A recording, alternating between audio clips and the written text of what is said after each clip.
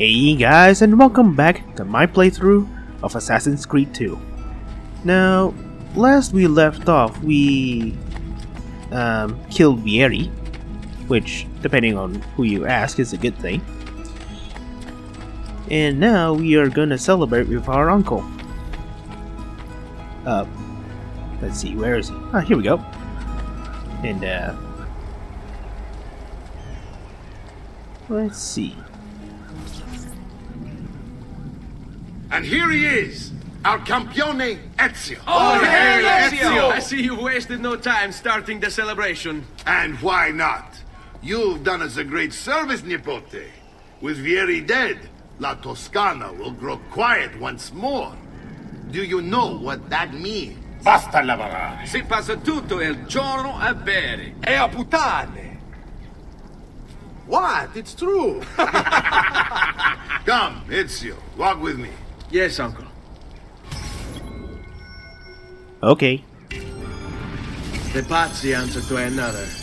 Spaniard. He is Rodrigo Borgia, one of the most powerful men in all of Europe, and leader of the Templar Order. Which makes him responsible for the murder of my father and brothers. Yes, and he will kill you too, given the chance. Then I must stand against him if I wish to be free.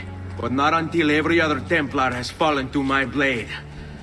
Father's list will guide me. Where will you go next? Firenze. Francesco de Pazzi will share the fate of his son. A sensible next step.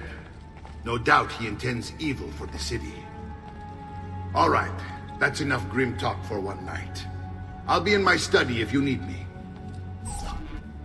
I shall read the letter my uncle gave me. Let's see. Not data. Damn it. Whatever. Here you go. Messer Francesco, I have done as requested and spoken with your son. I agree with your assessment, though only in part. Yes, Vieri is brash and prone to act without forethought. And he has a habit of treating the mercenari like playthings. I have received reports of at least 3 men being disfigured as a result. But I do not think him, as you put it, beyond repair. Rather, I believe the solution to be a simple matter. He seeks your approval, your attention. These outbursts of his are a result of insecurities born out of a sense of inadequacy. He speaks of you often and fondly, and expresses a desire to be closer to you.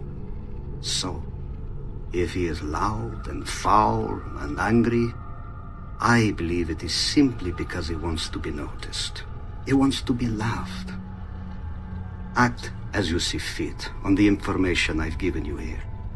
But I must ask that we end this correspondence. Were he to discover the nature of our conversations, I fear what might become of me. Yours in confidence, Fra Giocondo. Okay. Now, before I do anything... Oh no, she's not here yet. Okay. Speak.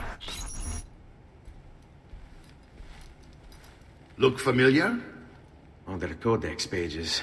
Yes, your father managed to find and translate a few before he...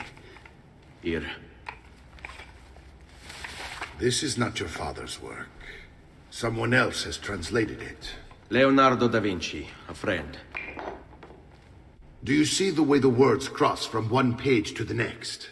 There is something underneath it all. Some kind of map. Where is it supposed to lead? Your father and I managed to make out bits of a prophecy scrawled across these pages. It was written by an assassin like us, who long ago held a piece of Eden. His name was Altair. He spoke of something powerful and ancient hidden beneath the land. What is it? What indeed? Solving that little mystery is exactly why we collected these pages. Then let me help. Each time I take on my father's work. All of it. I start with the page I took from Vieri. Leonardo will decode it for us.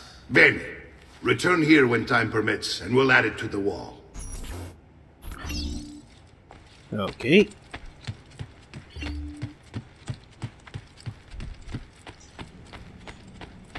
Yeah, basically whenever you go and synchronize with a viewpoint, you get the locations of the nearby codex pages. Oh, come on.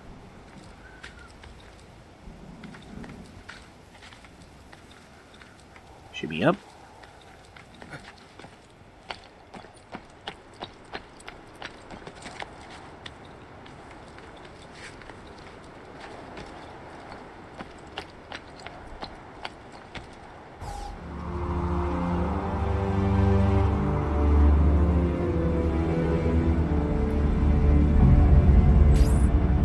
Booyah.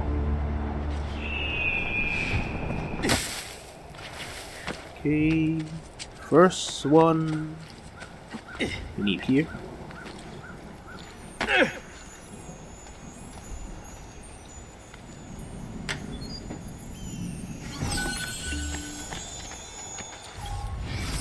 Four of them is around here. Okay.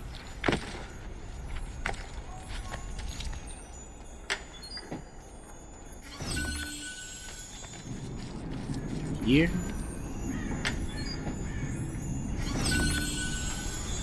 The last one is behind the wall. It's behind the villa, outside of the wall. Here we go.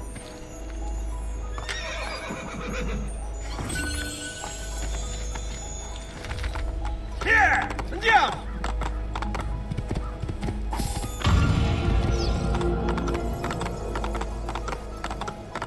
And there we go. Here we go. Salute, Claudia. Our uncle is un mostro. This is outrageous. What's happened? He's making me work. If father was here, I'd never be stuck behind a desk like this. And what are the terms of this supposed enslavement? Since someone decided we're going to stay here, Zio Mario suggested we try and find the money to repair the villa. Problem is, there isn't any. I bet I can bring in some money. Oh, great. More work for me. Well, benissimo. If you start paying for improvements to the town, I'll keep track of them in this book. And since I have nothing better to do, I'll also make note of any objects you bring in from the outside. If you actually get this place up and running, travelers might visit and spend money. Although I doubt anyone will want to come this far out of the city. But if they do, I'll keep the money we make in this chest. You're going to have to show up to take it to the bank yourself. Because when it gets full, I'm just going to take the extra cash for myself. Capito? Deal. Yes. This thing. How many is in the chest now? Nothing. Okay. And before if you haven't noticed before, you will notice that my money suddenly shot up between this and the previous video.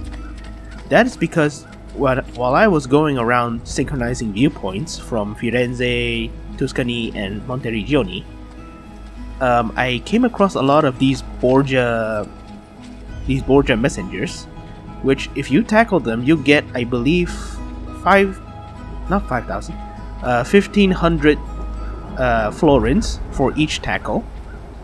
And you will not believe how many I tackled, so yeah. And also, around Monteriggioni, actually there are these pedestals and statues. There are 8 statues in total, and each pedestal requires 2 statues to unlock, like this. And once you have the correct pair, like here, you put you put them down.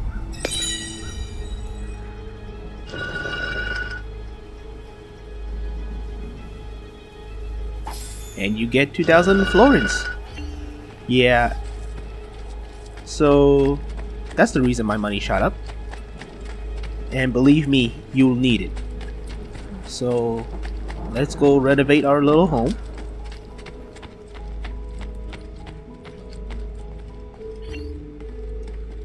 Hello. Buongiorno. Is there something wrong? Ser Mario hired me to deal with this mess, but I'm an architetto, not a miracle worker. Without money, I can't fix any of these buildings. And if someone brought you money? Then we'd be in business. You must be Ser Ezio. Am I right? Uncle!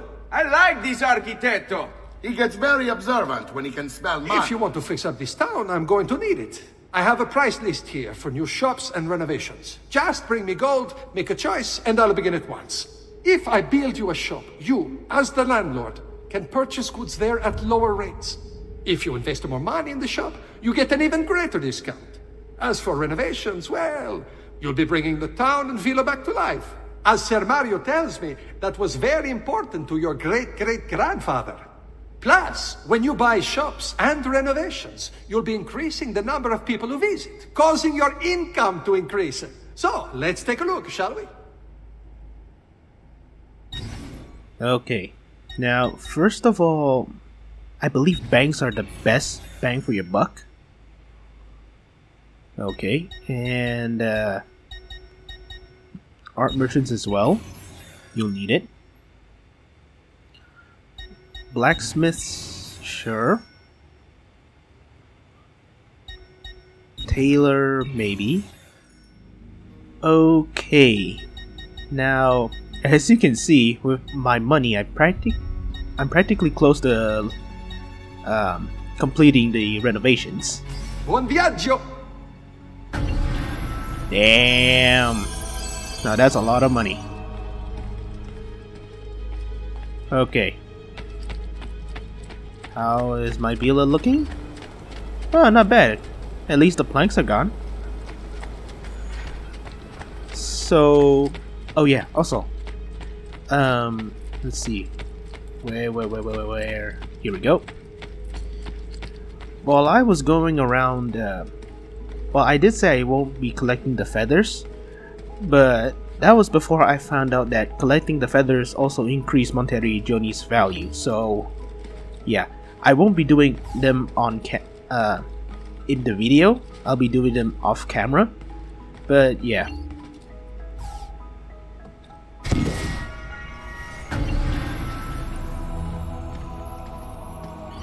All right. Ooh, okay. And I don't believe we have any money now, so yeah.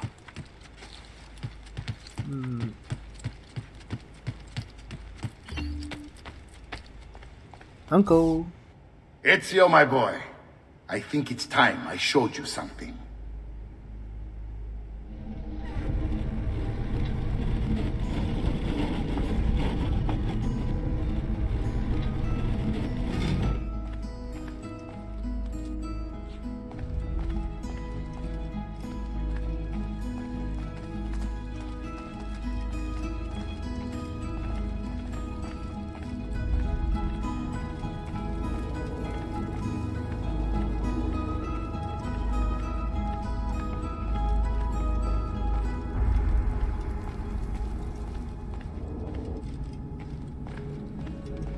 This is the sanctuary. It was built by my great-grandfather to honor the memory of the Assassin Order and protect its secrets. Look around. These are the assassins who guarded the freedom of humanity when it was most threatened. And this is the armor of Altair.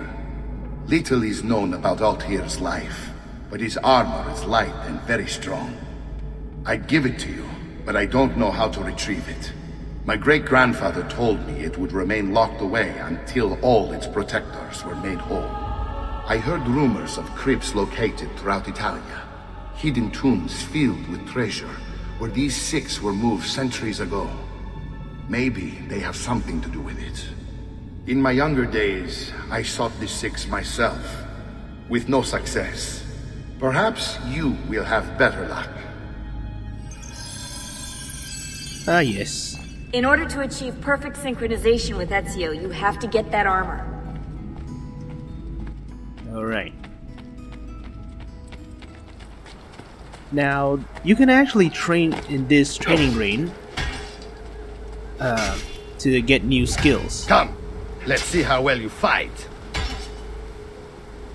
For examples, smoke bombs, no. Archetypes, no.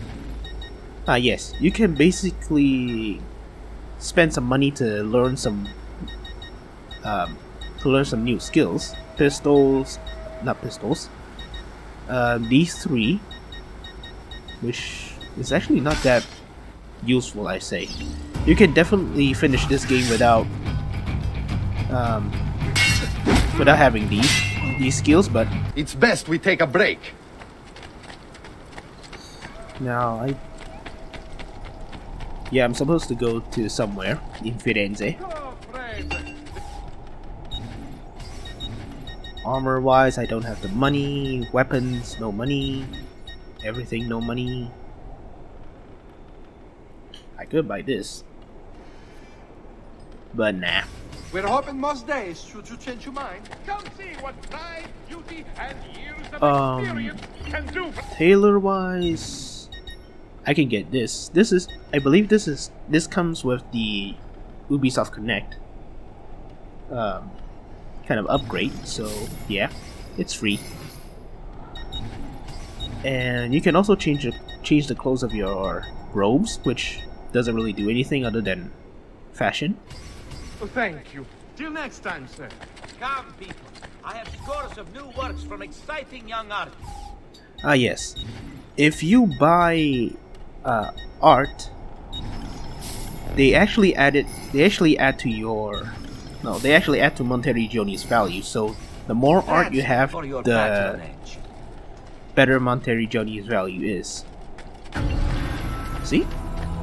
There we go.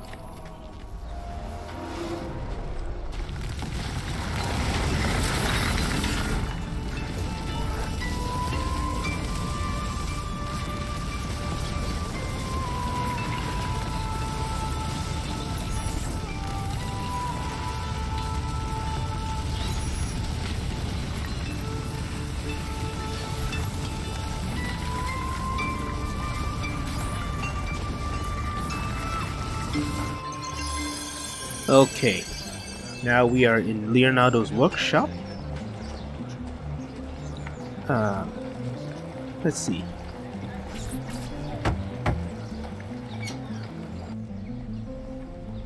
Ezio, you are still alive. Look at this place. The past 2 years have been kind to you. But you are not the same at all, are you? I was hoping you might be able to help me with something. Anything for you, my friend. Haha! You found another one! How exciting! This one is tricky to break. Clever in its use of ancient languages. Maybe if I just... Oh! It seems to be a manual of sorts for different assassination techniques. May I see it? Wait, what's that? It's not so much a design this time, just a series of sketches. What to make of all this? Of course, and why not? What an inspired idea. Can you make it for me while I try what's in that manual fragment? Take it. I'll have my assistant set up some dummies for you to practice with. Hey, Vincenzo! Okay. Oops.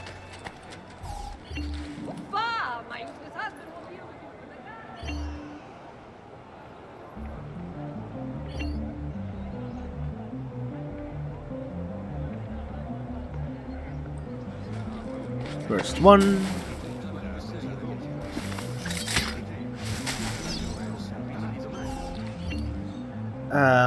Truth be told, as far as I can, as long as I play this game, outside of very few circumstances, the other assassination techniques doesn't really have a lot of use.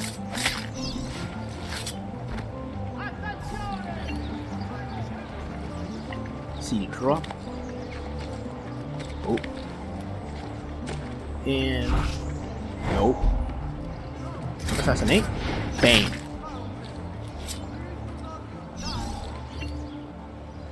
Okay.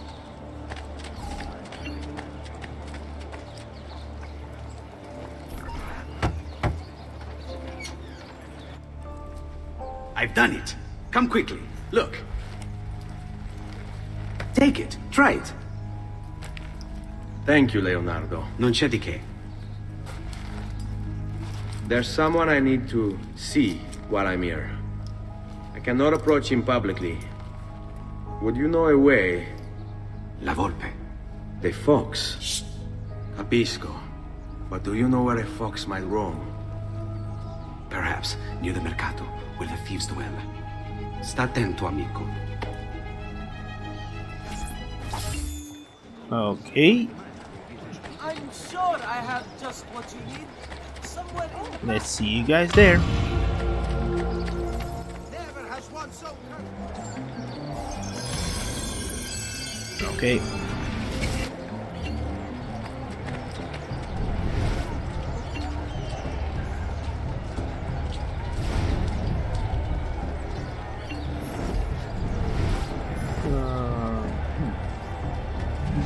Mai dubbi del Guardate che meraviglia queste spigole! Really?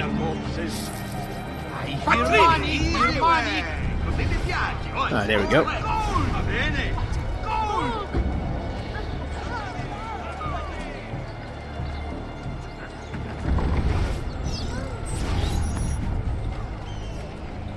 What? My pouch. Oh, my money. your money! I don't have your money! Get back here! I really have no interest in hurting you. So give me back my money and we'll call it even. Not so fast. What do you want? Who are you? They call me many things.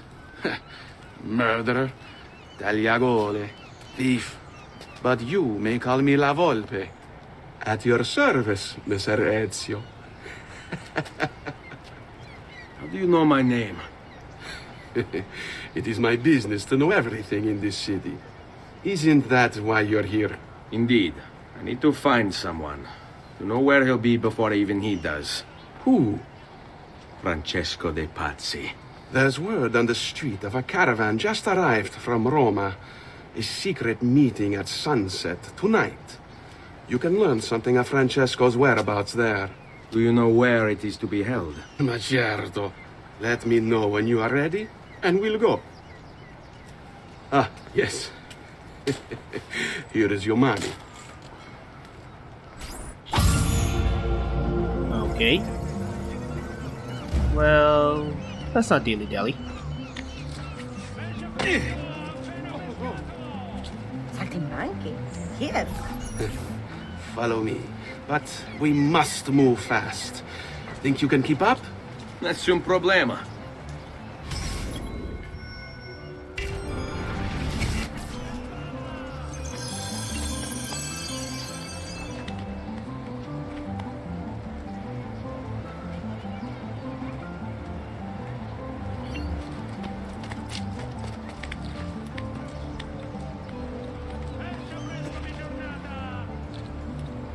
Hello.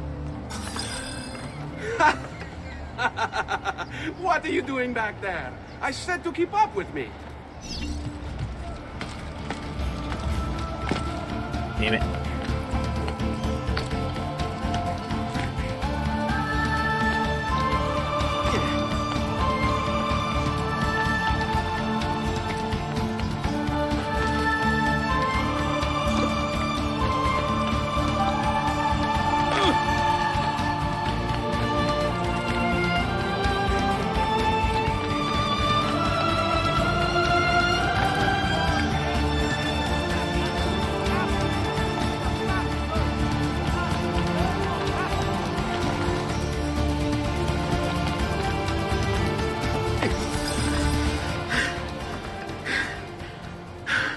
Here we are.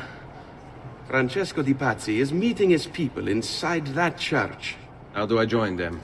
There are catacombs that run under the city. They will lead you to a place where you can eavesdrop on the meeting. Grip that stone handle. Turn it, then slide it down. Thank you for all your help, Volpe. Buona fortuna. Okay. Let's go.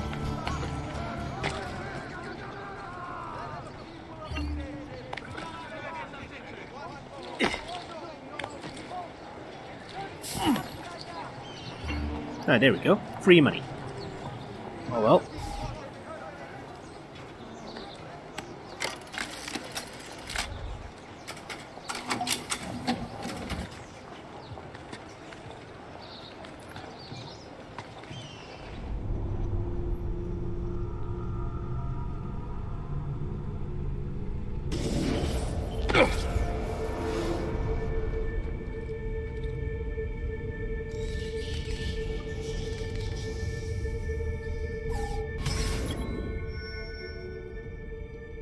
Alright. Let's see.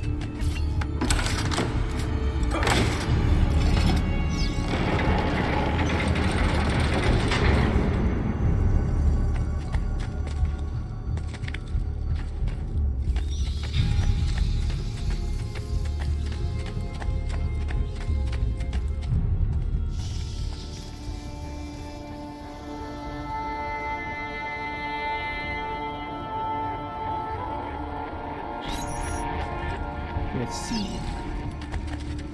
And then here goes swing here. Okay.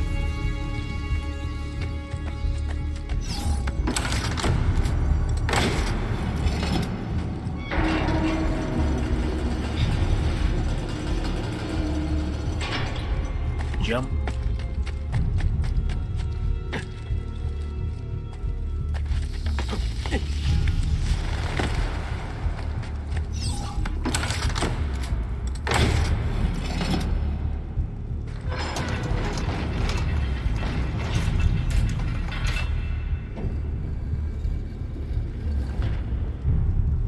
Ah yes, the most annoying aspect of AC2. How long do we have to stand here, Saverio?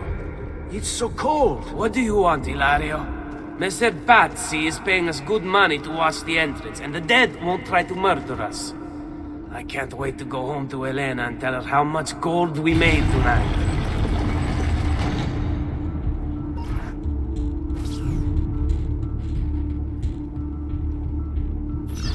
Okay.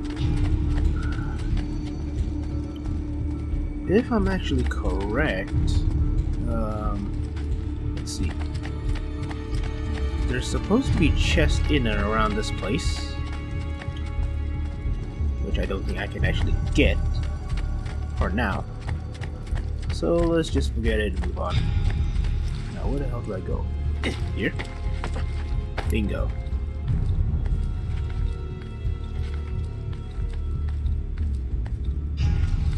Scoop. Let's see. And assassinate. How the hell does he not hear that? I don't know.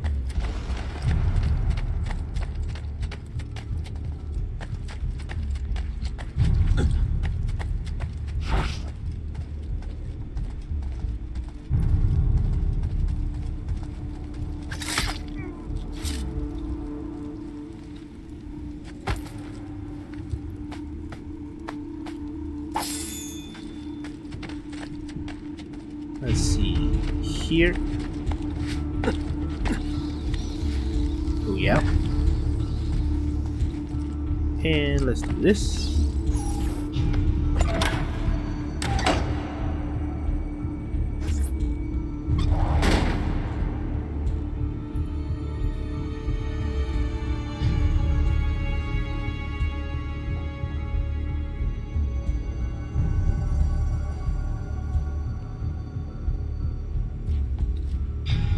Okay, how do those guards actually, you know, open the damn door if the switch is over there? You know what? Forget it. It's just a game. Don't look too deep into it.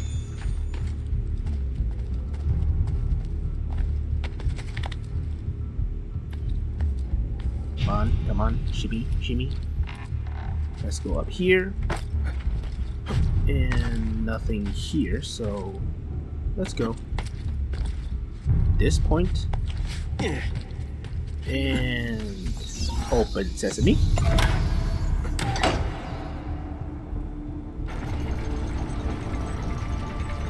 Merda! The door! Keep watch while I go look. This was supposed to be an easy job.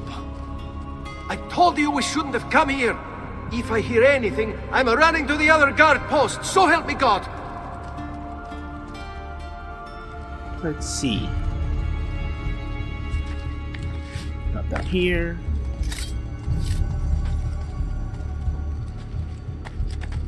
Now you could just technically ignore these guards and just run after the door. But where's the fun in that? You know what? For time purposes, I am just gonna run towards the door.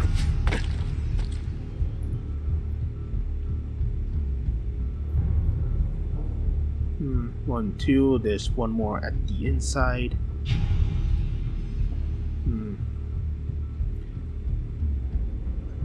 Okay, fine. The first guy that goes under me gets killed.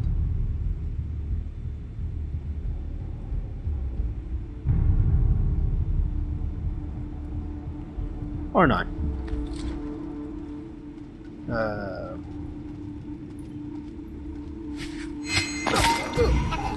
Alright. Saverio! I'll be back with the other guards!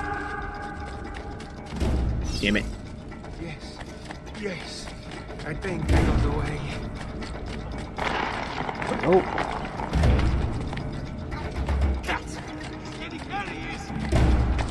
Now you could technically just ignore these guys. Doesn't really matter.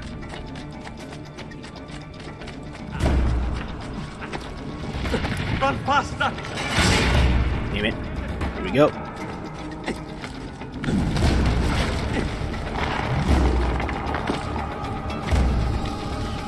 Leave me alone! And truth be told, you can't really catch him unless it is a very specific section. Yes. I think I got away. Go here. Run faster!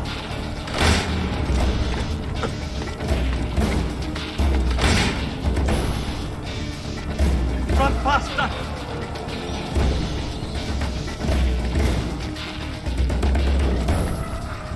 Leave me alone! Up. Kill the assassin! Kill. Oh yeah.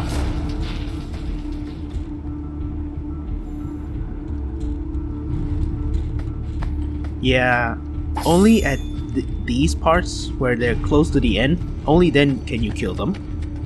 Let's see, where is he? So if he got in here and alerted his friends, you'll have to parkour your way in.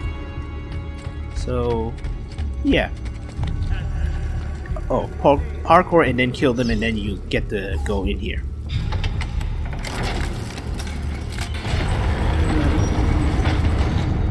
Okay, eavesdrop on the Templar meeting.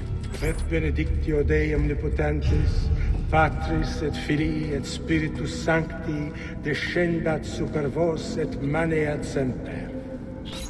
Grazie, Padre. Bernardo? It's all here. Swords, staves, axes, armor, bows.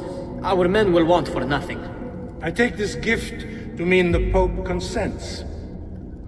He gave his blessing to the operation, as long as nobody's killed. We're all set for the Duomo in the morning, Signore. The bait's been laid, but it wasn't easy. His fool brother keeps changing his plans. See, we'll need to be on hand to make sure Giuliano even gets out of bed for church tomorrow. What is it, Jacopo? Do you think they suspect something? Impossible! The Medici are too arrogant or too stupid to even notice. Likely a bit of both. Do not underestimate our enemies, Francesco. Or have you already forgotten how your son was murdered? We'll suffer no such surprises this time, Maestro. You have my word. Molto bene. I should be off. I've some other business to attend to before I return to Rome. Gentlemen, tomorrow a new sun rises over Firenze. May the Father of Understanding guide us. May the Father of Understanding guide us. Okay. And conveniently, Darius's tomb is here. Look at that statue.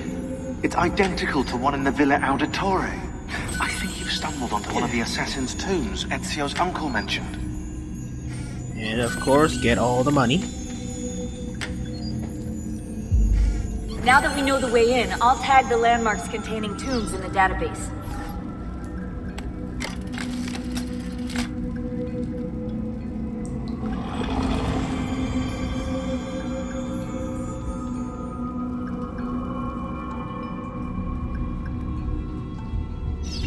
All right.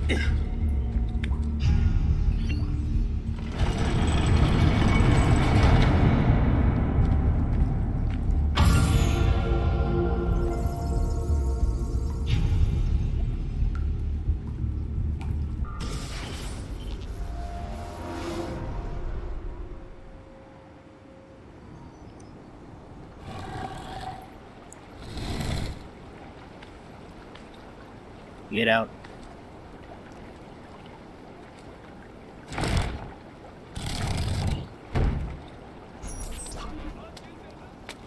I know where Francesco will be and when, but... What is it? I overheard something. They have weapons, enough for a battalion. Even the Pope has given support. Typical of Sixtus, but... What the hell are they planning? I couldn't understand the specifics, but it involves the Medici, and it begins tomorrow morning at the Duomo. The Medici will all be there for Sunday service. Along with the rest of Firenze. They're going to do it right in the middle of High Mass. But it's also a chance for me to blend with the crowd, get close, and stop this madness. If they succeed, if we lose Lorenzo and Firenze falls to the Pazzi... It will not come to that. I promise. I hope you are right.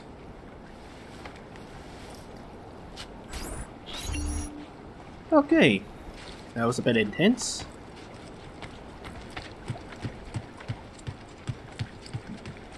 But anyway, guys, this is where I'm gonna leave it off.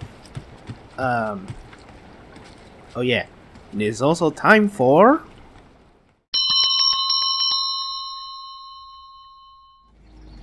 Hey guys, and welcome back to this episode of Bite Size History. Now, today we will be talking about artists in the Renaissance period. Never mind. I don't want Unlike modern day's view on artists, you know, nowadays we consider them visionaries and philosophers like Salvador Dali or Picasso.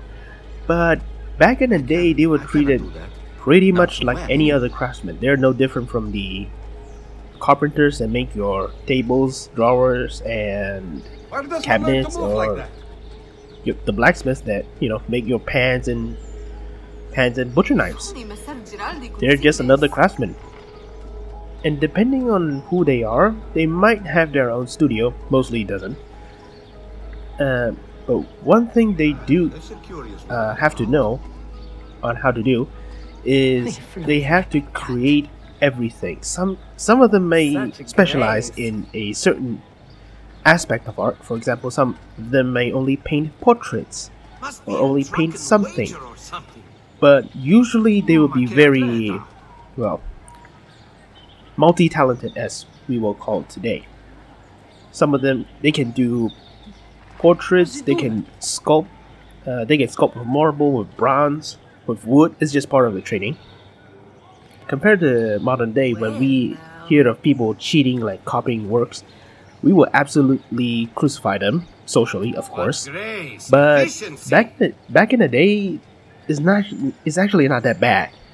Rather than creating something that would, you know, wow the world and revolutionizes the art and culture, they were more like, you know, building something that they could sell and, you know, feed themselves. The product of their products usually is based around themes of religious nature or mostly portraits.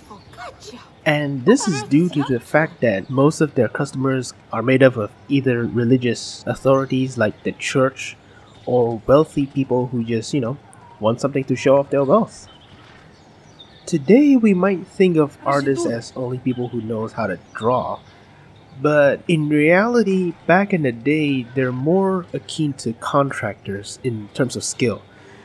Due to the fact that their product was so widespread, you can have bronze sculptures, you can have frescoes, you can have oil paintings and whatnot. Their skills are pretty wide ranged, and since most of their pigments are natural, from minerals, they might have a bit of knowledge when it comes to chemistry. Back in the day they call it alchemy. And when it comes to pigments, they usually bought it from merchants if they could.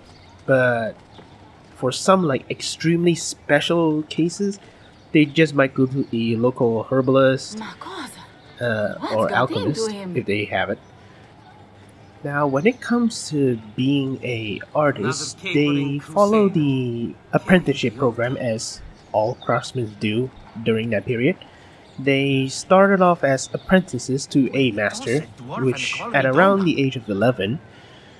At that period, they just learn how to draw, mix paint correctly, and generally keep the studio clean.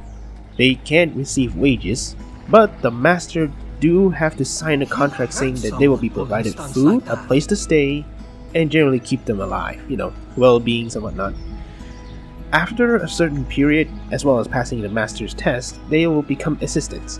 They will be considered competent workers and competent artists. They can earn salaries by working in their master or other master's workshop, and he can craft his own work. And if he actually works in the city and he submit his own masterpiece to a local guild for evaluation, the guild approves, then said assistant becomes a master, and the cycle just continues. So before I end things off, there is a very crazy fact that I like to share with you. Back in the day, like I said, pigments derive from natural materials, minerals, metals, flower petals, I believe some of them are, but not as permanent. There's one color in this period called ultramarine blue. What this basically is powdered lapis lazuli. You take a lapis lazuli gemstone found within a certain mountain range in Afghanistan. You grind said gemstone into a powder and use it as a pigment. You just paint with it. And as far as I can tell, that is one of the rarest kind of blue. The reason why this is so crazy, because if you actually notice, in the natural world, there is no color blue. All the blue you see in the natural world are either tricks of the eye. There's no blue in this world that occurs naturally. And some contracts actually stipulate that they can only use a certain amount of lapis lazuli blue to, paint something. Like, the sheer thought of it kind of blew my mind. So, yeah. That is the artist in the Renaissance. So, yeah. On the next episode, we are gonna stop the Patsis, hopefully. And maybe actually get some things done. So, thank you all for watching. And see you guys next time. Ciao.